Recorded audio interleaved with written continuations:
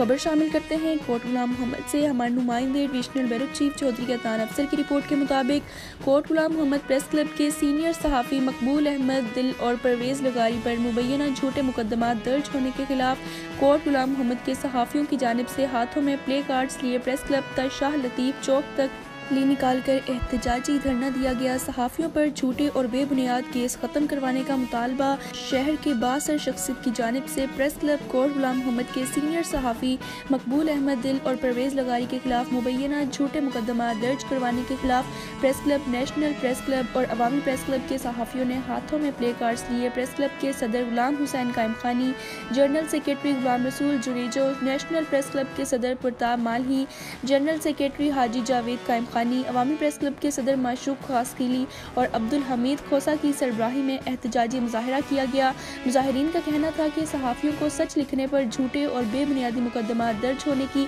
हम सख्त लफ्ज़ों में मजम्मत करते हैं और हक सच की आवाज़ बुलंद करने वाले सहाफ़ियों को निशाना बनाना बंद किया जाए और मुतालबा किया कि मामले की शफाफ तहकीकात करके इंसाफ किया जाए। दूसरी जानिब प्रेस क्लब कोर्ट गुलाम मोहम्मद पर मुश्तरका अजलास में करारदाद पेश की गई, जिसमें सीनियर सहाफ़ी मकबूल अहमद दिल और परवेज़ लगारी पर झूठे मुकदमा दर्ज करवाने वाले बाअसर शख्स का सोशल बायकाट किया जाए, जबकि रोज़ की बुनियाद पर 1 घंटा भूख हड़ताल का ऐलान भी किया गया।